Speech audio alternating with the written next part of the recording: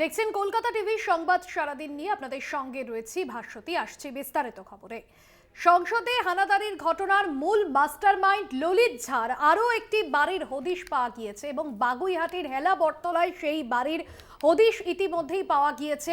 তৃতীয় বাড়ির খোঁজ বাগুইহাটির পালপাড়া। এবার ৩ বছর ধরে বাবা মা ভাইকে নিয়ে ওই বাড়িতে ভাড়া থাকতেন ললিত ঝা। এলাকায় ভালো লোক বলেই পরিচিত, এমনটাই দাবি প্রতিবেশীদের। তবে 10ই ডিসেম্বর বিহারে ফিরে যান ললিতের বাবা মা ও ভাই। সরাসরি আমাদের প্রতিনিধি সুমন শিকদার রয়েছেন আমাদের সঙ্গে। সুমন, এর আগেও আমরা দেখেছি যে দুটি বাড়ির হদিশ পাওয়া গিয়েছে এবং এই নিয়ে তৃতীয় বাড়ির হদিশ পাওয়া গেল। এখনো পর্যন্ত কি জানাচ্ছেন স্থানীয় বাসিন্দারা? শেষ কবে তিনি এই বাড়িতে এসেছিলেন? একদম দেখো, এই সাংসদে যে স্ক্যান কাণ্ড, সেই মূল অভিযুক্ত মাস্টার মাইন্ড ললিত ঝা, তিনি কিন্তু বাগুইহাটির হেলাবরতলা এই বাড়িতেই থাকতেন। আমি যদি বাড়িটা তোমাকে একবার দেখাতে বলি, এই সেই ঘর, এই ঘরেই কিন্তু ললিত ঝা তিনি তার পরিবার নিয়ে, মা বাবা সমেত এই পরিবার নিয়ে এই বাড়িতেই থাকতেন। মূলত 10ই ডিসেম্বর পরিবারের মা বাবা ভাই তারা কিন্তু দেশের বাড়ির উদ্দেশ্যে রওনা দেয়।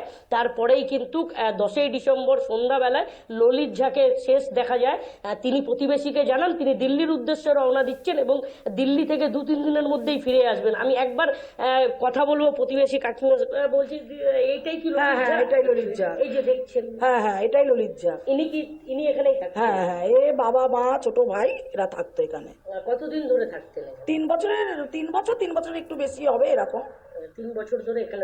কি করতো মূলত ললিত করতো টিউশনি। আমাদের যেটা বলেছিল, বাবা বড় বাজারে সবাই ওরা সকালবেলা খেয়ে দিয়ে বেরিয়ে যেত, বাবা পুজো করতো, আর বড় ভাই কাপড়ের দোকানে কাজ করে, ললিত টিউশনি করে, আর ছোট ভাই কারেন্টের কাজ করে। সব বড় বাজার সকালে চলে যেত।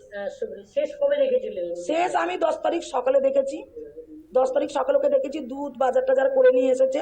তারপরে আমি এখানে শুনলাম দুপুরবেলা মাকে টেনে বাবাকে টেনে তুলে দিয়ে আসতে গেছে।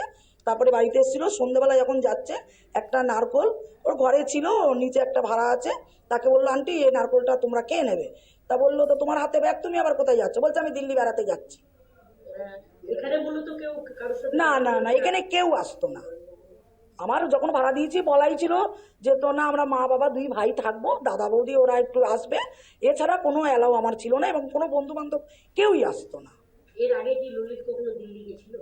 এর আগে বলতে আজ থেকে 1.5 বছর মতন আগে। আমরা তো সবাই এখানে বসে গল্প করি, ওই রকম বেরোচ্ছে। তা আমি বলছি, ললিত কোথায় যাচ্ছ, দেশে যাচ্ছ? বললো, না আন্টি, একটু দিল্লিতে লগ্ন ঘুরতে যাচ্ছি, দিল্লি লগ্ন ঘুরতে যাচ্ছি। তাই হামেশাই বেড়াতে যাচ্ছে, আমি বেড়াতে যাচ্ছে। তা 1.5 বছর হবে। তার আগে বাইরের কোনো বন্ধু? না, এখানে কেউ আসতো না। আপনি না, এখানে আপনি আশেপাশে সবাইকে জিজ্ঞাসা করবেন, সবাই একই কথাই বলবে, কেউ আসতো না এখানে। ও কাউকে নিয়ে আসতো না। ছেলে হিসেবে খুব ভালো ছেলে, মাথা নিচু করে যাওয়া আসা করতো, কেউ যদি ডেকে কথা বলতো তবে কথা বলতো, তবে হামেশা বেশি কেউ কথা বলতো না। আমি একটু দেখা হলে, লেখাপড়া জানা ছেলে, শিক্ষিত ছেলে, হ্যাঁ, এই একটু কথা বলতাম, আন্টি সম্মান দিয়েই কথা বলতো। কোনো মানে খারাপ কিছু দেখিনি আমরা। পড়াশোনা ওর মা, যেটা ওর মাকে, আমি মার সাথে কথা বলতাম, জিজ্ঞাসা করেছিলাম, বলে, দিদি খুব কষ্ট করে ললিতকে ইংলিশ মিডিয়ামে সায়েন্স নিয়ে পড়িয়েছি, ও একটা চাকরি বাকরি পায় না। তা আমি বলছি, কম্পিউটার জানে? বলছে, না, ও তো কম্পিউটার জানে, আজকাল যা দিন পড়েছে কম্পিউটার না জানলে কেউ চাকরি দেবে না। কোথায় শিক্ষকতা করতেন? বড় বাজার, আমায় বলেছিল বড় বাজার। তারপরে কিছুদিন শুনলাম নাকি জ্যাংরা কোথায়, এই আমাদের এখানে শিবারতী স্কুলে নাকি ও টিউশন, মানে ইংলিশ মিডিয়ামে বাচ্চাদের পড়ানো ধরেছে, আর বাড়ি বাড়ি গিয়ে টিউশনই করতো। পুলিশ এসেছিল কালকে সকালে এসেছিল লালবাজার থেকে। তখন ওনারা তো মানে জিজ্ঞাসাপত্র করছে। আমি জিজ্ঞাসা করলাম, স্যার আপনারা? বলছে, আমরা অফিসার। দুজন এসেছিল, সব যা আপনাদের বলছি আমরা তার একই কথাই বলেছি। তারপরে সন্ধ্যাবেলা 7-8 জন এসেছিল। আমি জিজ্ঞাসা করলাম, স্যার আপনারা কারা, কোথা থেকে এসেছেন? বললো, আমরা লালবাজার থেকে এসেছি। হ্যাঁ, দাদা এসেছিল, বৌদি এসেছিল। হ্যাঁ, এখানে সব জিজ্ঞাসাপত্র করলো। হ্যাঁ, করে চলে গেল। বললো, আমরা আশেপাশে আছি, দরকার পড়লে আপনাদের সাথে আবার আসবো। আর জিজ্ঞাসা করলো আমরা, হ্যাঁ, বাড়ি আমাদের সব ঢুকে গেলে বাড়িতে গেট তালা পড়ে যেত, আদার্স কেউ এখানে আসতে পারতো না।